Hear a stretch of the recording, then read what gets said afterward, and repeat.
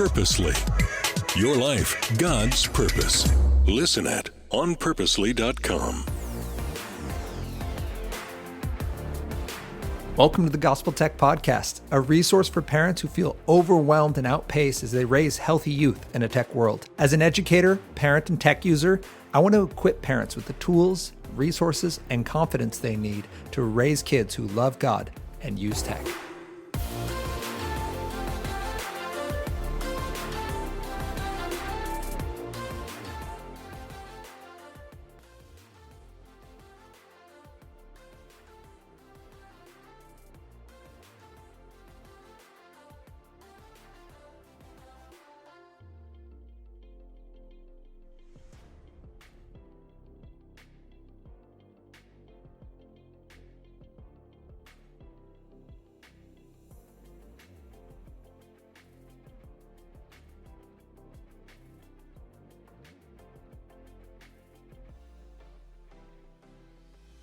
Hello, everyone, and welcome to the Gospel Tech Podcast. My name is Nathan Sutherland, and this podcast is dedicated to helping families love God and use tech. Today, we are in for a What the Tech episode. Yes, sir. And Micah is here in studio again. Wow. Yes, I know this is 3. This is like a tradition now. Yeah. We're going places. So, Micah, today we are keeping ever on the cusp of the preeminent topics parents are asking about. I mean, we've talked gamer rage, we've talked about esports, and now we're talking about games as service. Yeah, the funny new term in the gaming world. Yeah, which what does that even mean? Give me like 2 sentences. The game that is a game as a service is Fortnite, and basically what it means is you keep paying for the game after you've bought it. Boom. So parents, that's really what we want to talk about today. Is we wanted you to know that's a thing.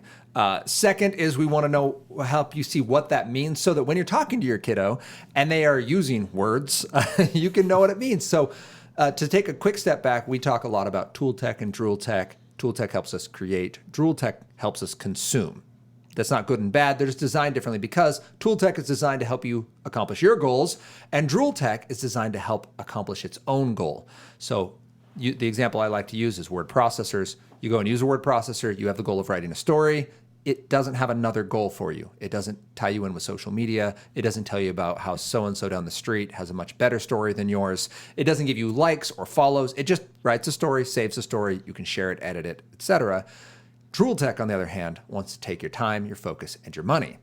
And the reason that's important is games as service, while it's a wonderful process to make money as a company, it can be a drool tech tool to increase engagement. And that engagement can go sometimes beyond the realm of even like, I'm doing this because I have fun, or I'm doing this because I want to. It can cross into, I feel like I need to now. And we start giving up stuff we actually need to pursue stuff we want.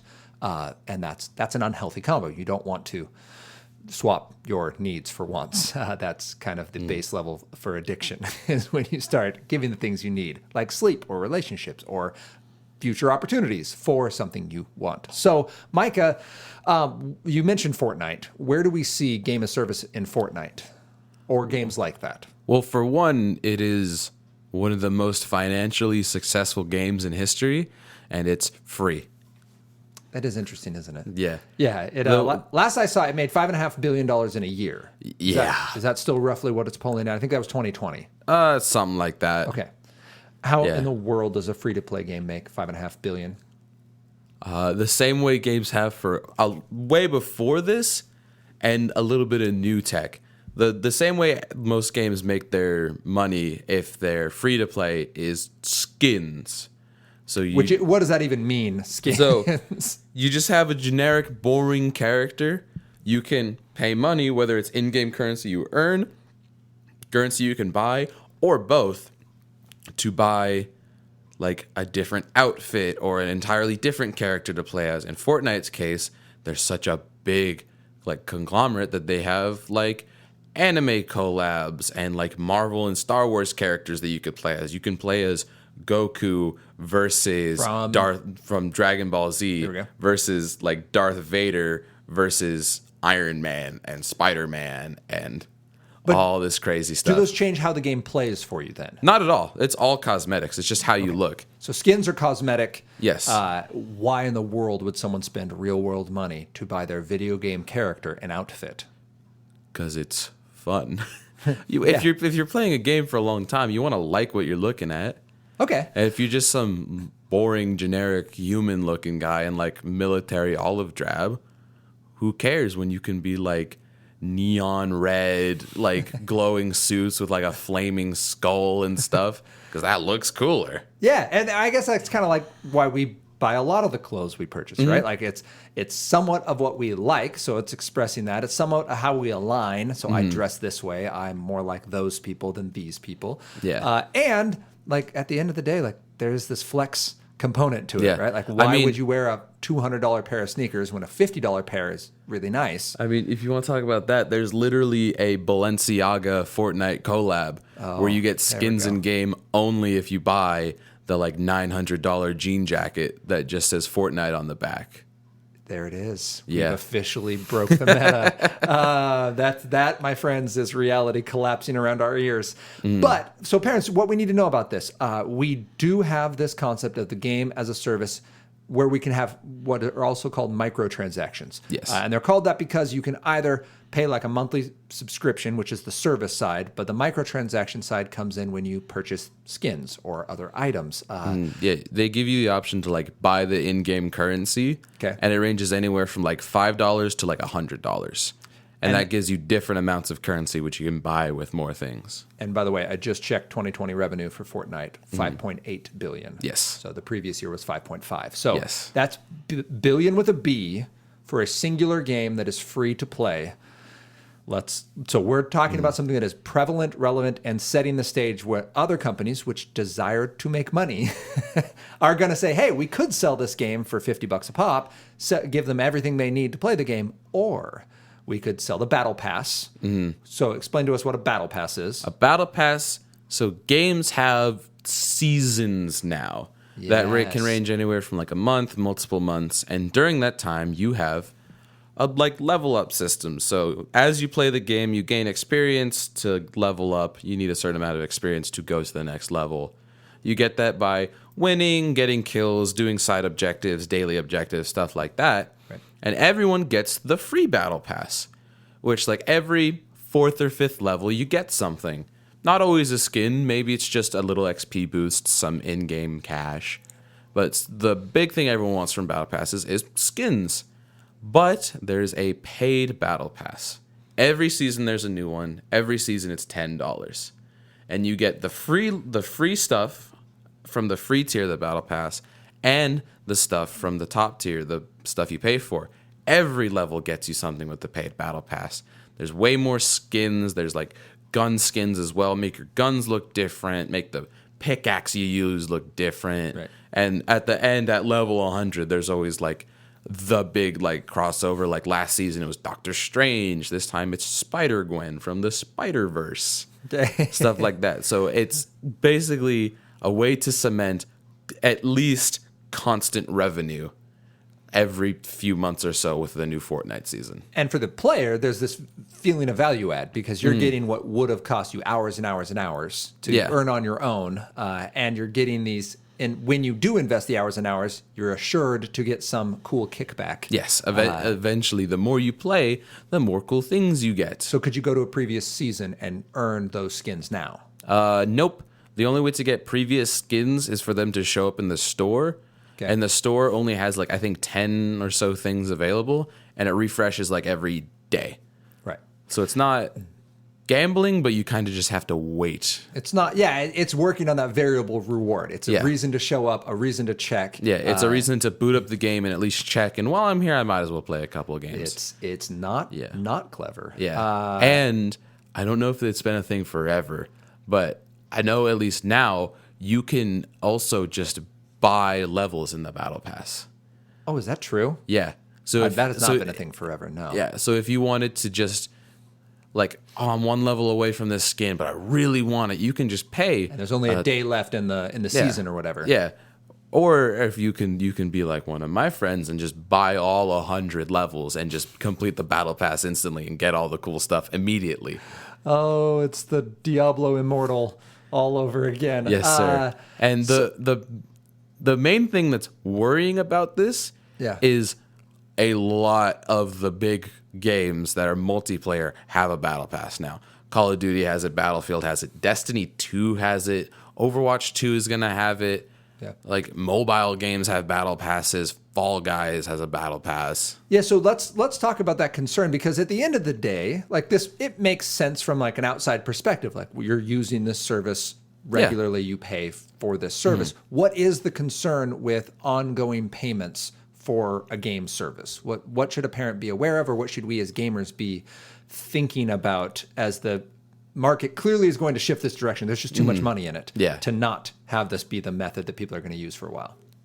Well, for one, it can get expensive quick. Yeah, you said $10 a month? Yeah, $10 a season. It's Okay. multiple months. So Multiple months. So, but let's say it's every other month that a season lasts. So it's an 8-week season. Yeah. You're buying 60 of these things. So that's $60 you paid this year for that game. yes. Assuming you didn't purchase anything else. Yeah, assuming you only purchased the battle pass and didn't buy any old skins or skins that aren't in the battle pass that only show up in the shop, Right. or any of these other things that you can buy, because there's so many ways to spend money in these types of games. It's the same scam that like mobile games have been running for years, just a little less predatory.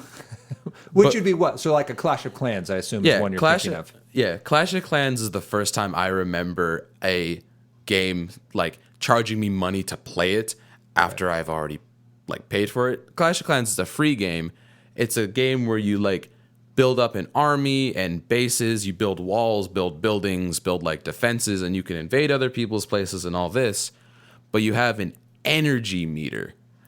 And you have builders. So the energy meter, you can only do so much like raiding at a time before you have to stop and let the thing recharge, and you get like 1 or 2 energy points like every 15 minutes. So you could play for like 30 minutes and then realistically wait like 5 hours before you can play again. Yeah. Or you can use gems, which you get by raiding, but a very small amount. And you can also just buy them outright. And then builders, you have like 2 builders in your city, and you can only work on building 2 things at once, and building things takes real time. Like to upgrade your like main building, the thing that if it gets destroyed you lose. Once you get to like level like 5, it takes like days, like several days of just waiting. So then you can pay real world money to expedite that and just get it done instantly. So if my kid can only play games, let's say like me growing up, I could only play a video game after my homework was done on a weekend. So I have Friday, Saturday, because Sunday's a school night. So I have 2 games or 2 nights during the week when I can play video games. So if I'm Saturday and I've run out of time to play this game because of my meters expired, or I only have 2 builders and they're both spoken for, I could just pay a little bit of cash. Yes. And effectively get another week's worth of play in. Exactly. Because it's going to be till next Friday till I can play again anyway. So what's $5 to me now? And exactly. I went from paying $60 a year to $65, and if I did that every weekend, right? Like it escalates quickly. Yeah. And that is a thing that is still pretty much exclusively a mobile game thing. But the concept of paying to expedite a process is still a thing in a lot of games today. Like Fortnite thing, because it does take a long time to level up, and if you wanted like the skin at the end of the battle pass, that's going to take a lot of hours of playing the game, and that's assuming you're good at it and can get a lot of XP and get a lot of wins. Yeah. So then I'll take an aside here on this. So we understand now game of service means it's an ongoing payment to a game. It can be either literally for the service of I'm using your game, and instead of paying for it up front, I'm going to pay you a monthly rent to use this game. Yeah, that's what like MMOs do, like World of Warcraft and Final Fantasy 14 and stuff. Yes, and so parents, I will say off the front, I have firsthand experience on one of the downsides of that is the stress of knowing you've already paid for this game and the next payment is coming up. Forces you to. It's not that it forces you to play it, but it forces you to explain why you're not playing it. Yes. Right. If I own a game that I've already paid for and it's just sitting in a box versus I have a game that I know is going to cost me another $15 next month, I do feel this need to argue with myself on why I'm going to do the one instead of the other. And so just know that there is this real world weight of knowing this game isn't yours.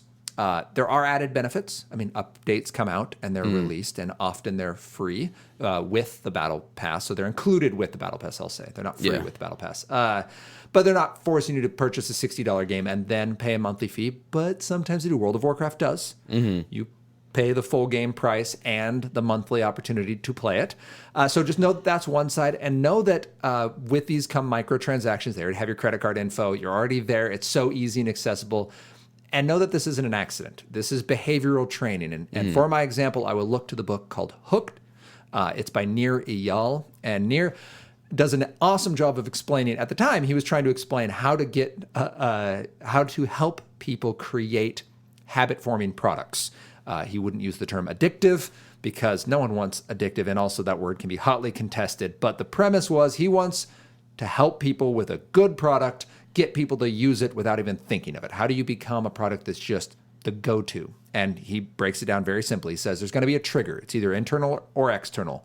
That can mean it's either a reminder, like a notification gets sent, or it's you're bored. So there's some motivation occurring. That's your trigger. When that trigger happens, you want to steer them to an action. You want them to do something.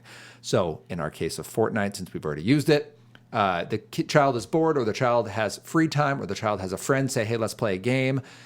We want them to play Fortnite. So how do we do that? Well, we have the shop set up so they come in and check it regularly. We have a monthly fee that reminds them that this is an ongoing thing. It can't be forgotten. It's showing up on a bank statement every month. We have ongoing daily challenges, weekly challenges, seasons that expire and that include your ranking with specialized skins that go on out there. And don't forget, by the way, there is still a game to be played. That there's still something to show up for that is fun in and of itself.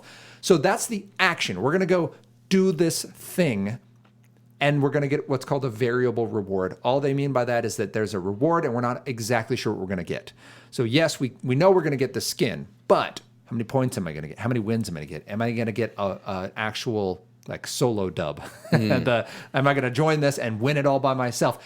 For bragging rights, we're not exactly sure what the variable reward will be. It's not always even positive. Sometimes a loss is your variable reward from the game standpoint, because if you lose, it drives you back to play again because you want to get better. You want to win next time.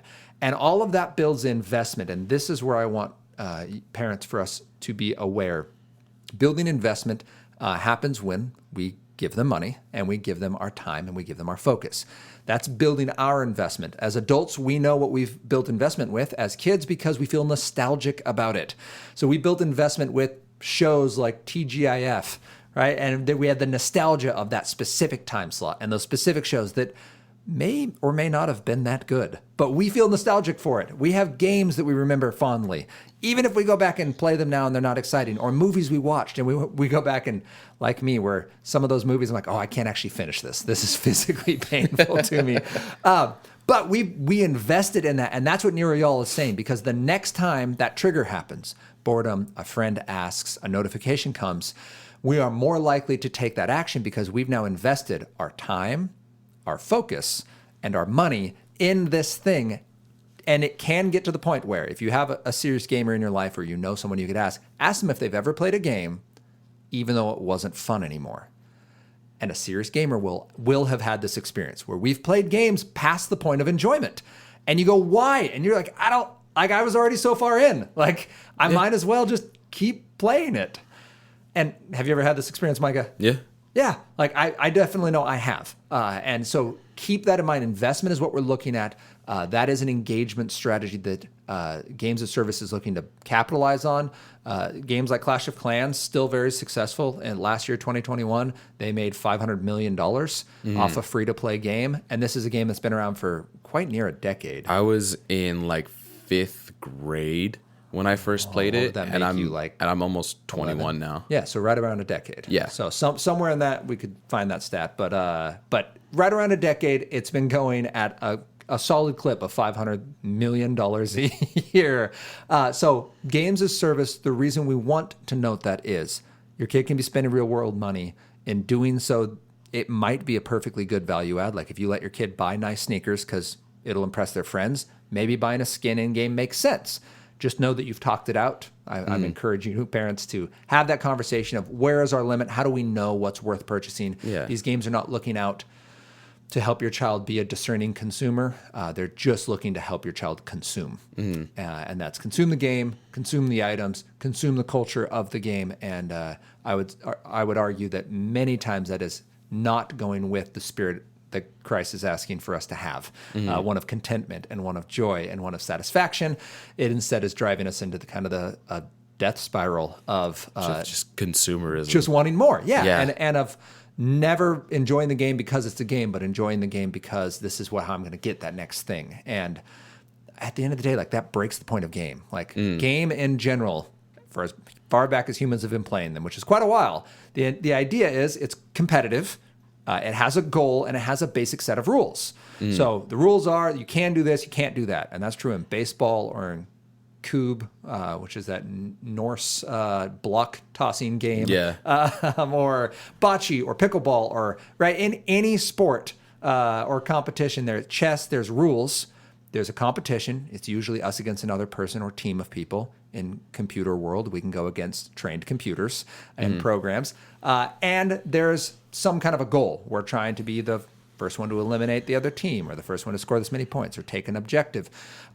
This game of service almost adds a layer to that where the player becomes part of the game. And the company, instead of the point being have fun with your friends, the point is, how long can we keep you here, even if you don't want to stay?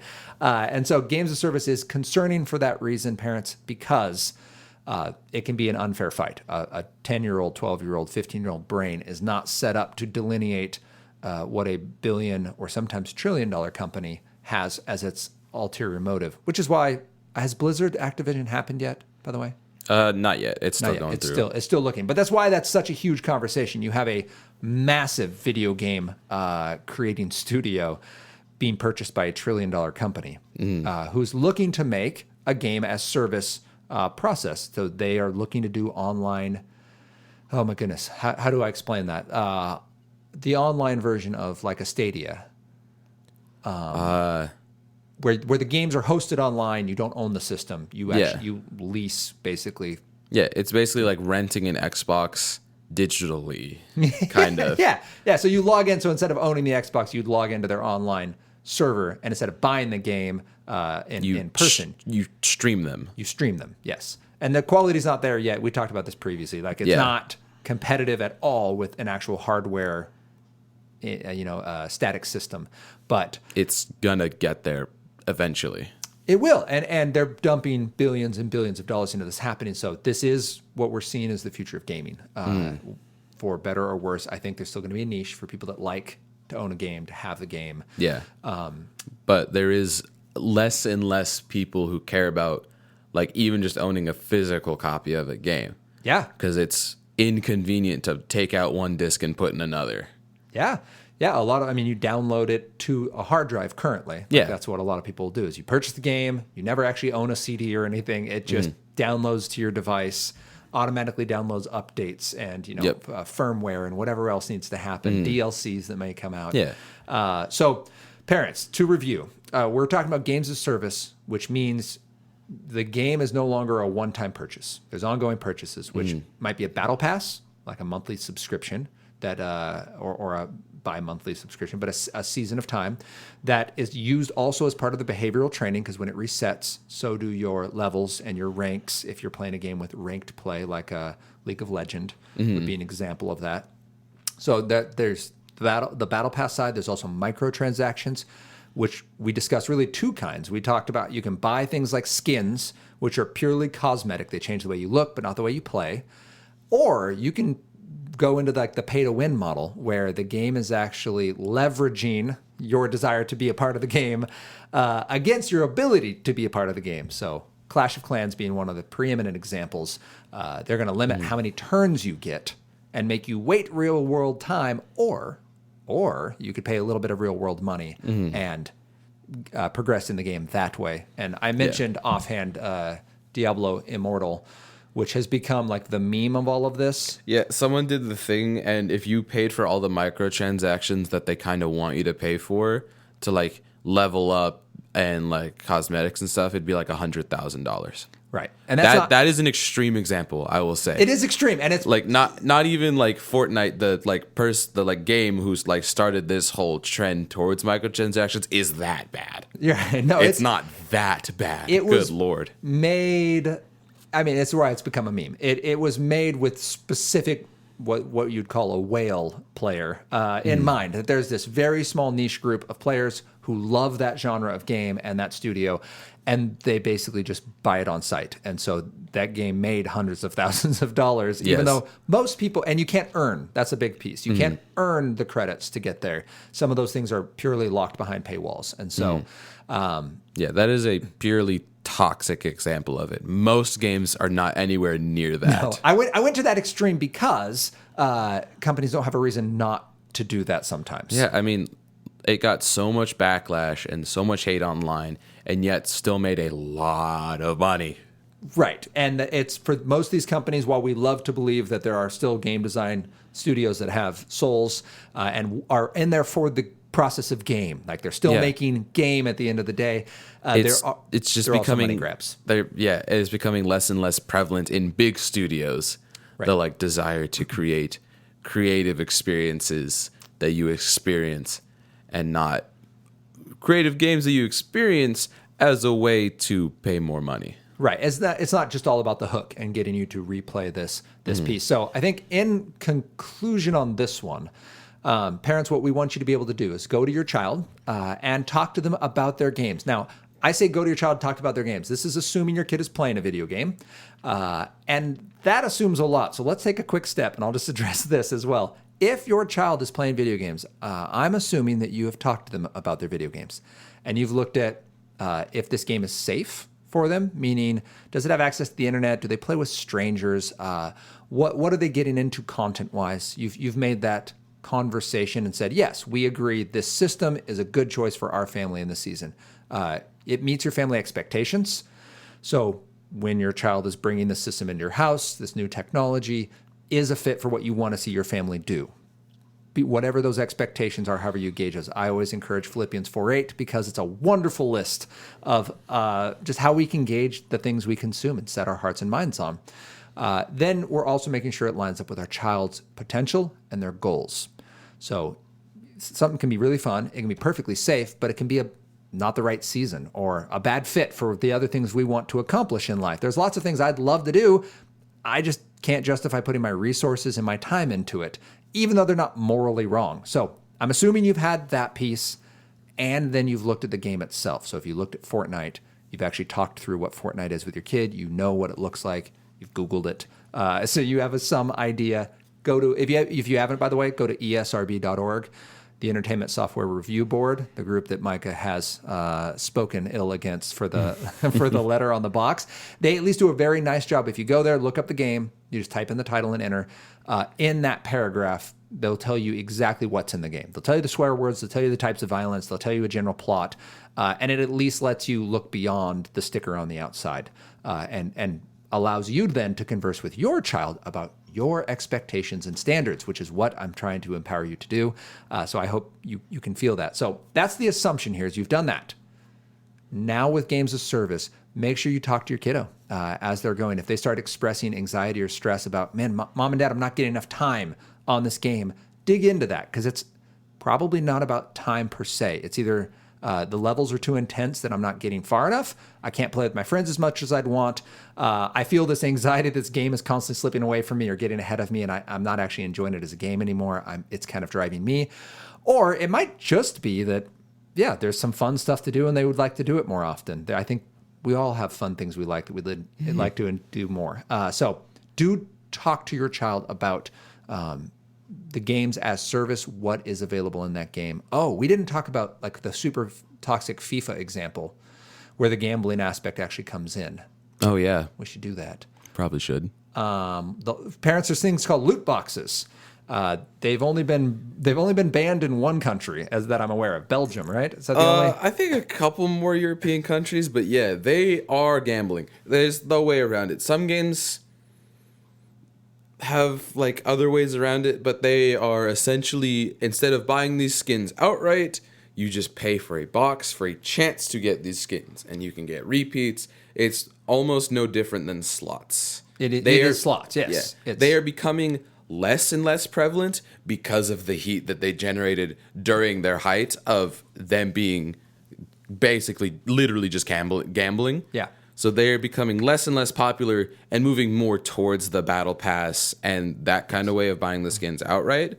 The battle pass is like a response to the US government threatening to get involved with regulating monetization of games like that. Yeah. So it is becoming less and less of a thing, but CSGO still does it. FIFA still do it. It is a thing that you can run into in games still. Yeah, and so just to be perfectly clear what that is, there's an item you want. So in FIFA, my favorite example would be there's some tier 1 player who's amazing and you want to go play his team. So you go buy the game, you're playing the game, but that player's not on your team. He doesn't get on your team until you purchase this opportunity to open up new players.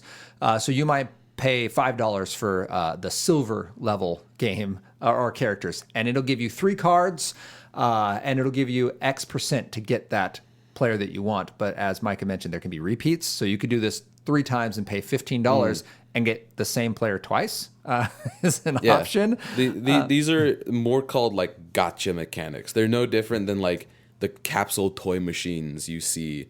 Right. Where you put in 2 quarters and you get a random plastic ball with like a rubber ninja in it or something, and you really want the red one. Yes. But you got the purple one. So it's like, oh, I'll put in like 2 more quarters. It's the exact same concept, just for like in the like FIFA players, like you really want Messi or something. Yes. You're gonna have to like get a few packs before you get him, or a lot of packs, because it's gambling. It's just odds. Yeah, and it is playing with a mechanic that is popular in games. Loot drops are a real thing in a lot of games. Destiny 2 does this very well, where you'll beat a boss and you'll get a % chance of some rare item dropping, and you'll just have to spam that boss till you get it.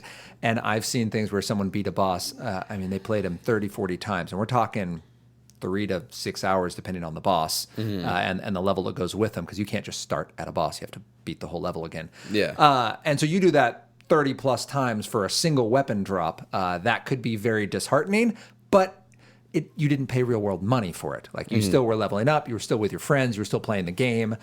This is just cutting out the middleman of the actual play and getting right to the loot drop opportunity, and you're just paying money to pull the lever. So I'm glad we remembered that. Yes. Parents, I hope what you take away from this is games should remain games. When you look at the games your child's play, they should be fun, they should be challenging, they should have a goal, and they should have a clear ending. Yes. Games as service can be convoluted. It is very lucrative for studios. We like it when people who make good games make money. That's excellent. This can be a little manipulative, so do keep an eye on that drool tech, taking more of your child's heart and attention than you want. Have these open conversations with your kiddo, and then know that there are practices set in place to kind of circumnavigate your good decision-making and help your child feel the pressure to spend those monies.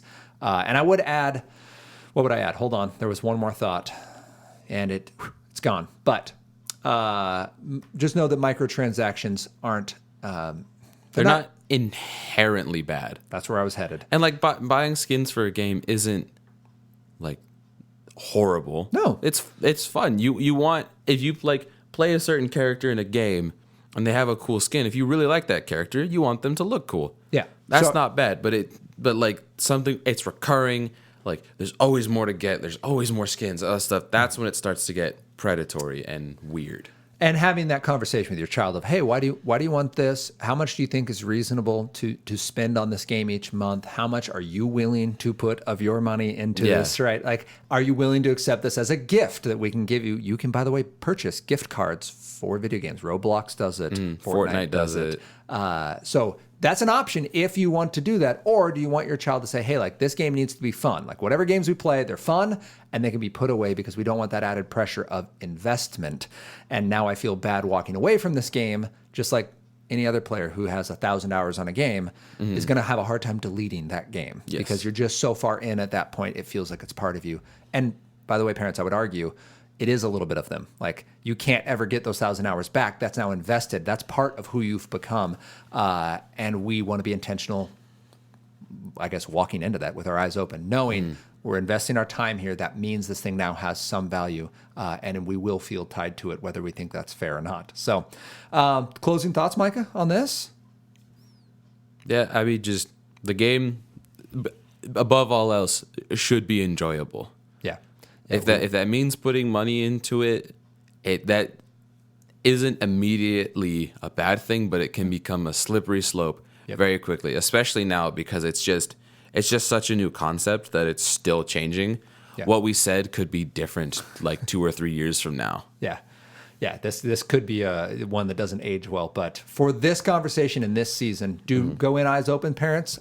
If your kids are playing games because you've had those conversations, you should be in those games with them. You should ask them to show you about the game, to teach you how to play that game, and then to play it together, even if it makes you motion sick, because your child is going there, and their presence means that thing now has value to you. So you don't have to do it all the time, but you do need to be present with them in the process. And I hope this conversation helped you think through that intentionally. You can join us next time as we have another What the Tech, talking about who knows what we'll come up with. And you can continue to listen to the Gospel Tech podcast coming out on Tuesdays as we continue this conversation about how we can love God and use tech.